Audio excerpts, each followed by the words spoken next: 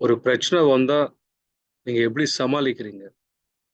அது பாசிட்டிவா எடுத்துட்டு சமாளிக்கிறீங்களா? இல்ல நீங்களும் அந்த பிரச்சனை இருக்கிறதுனால நம்ப யோசிக்காம தேவையில்லாத வார்த்தை விட்டுட்டு, நம்ம டென்ஷன் ஃபீல் பண்ணி, அந்த டென்ஷன்ல வந்து நம்ப யாருன்றது நம்ம மறந்துட்டு, நம்ம எதுக்காக சண்டை போடுறோன்ற விஷயம் கூட மறந்துட்டு சண்டை போடும்போது, அ அங்க வந்து நான்ற ஒரு அகங்காரமா இருக்கிற ஒரு ஐடென்டிட்டியா இருக்கும் தவிர, நம்ப எதுக்காக சண்டை போடுறோம்? எதுக்காக பேசுறோம்?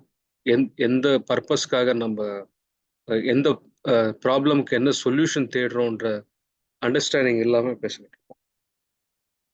ஸோ எவ்வளோக்கு எவ்வளோ நம்ம டென்ஷனா இருந்துட்டு பேசுறோமோ, அவ்வளோக்கு அவ்வளோ நம்ப உடம்புல அந்த ஆஸ்ட்ரல் பாடியில, எத்தரிக் பாடியில கிராக்ஸ் கிரியேட் ஆயிடும்.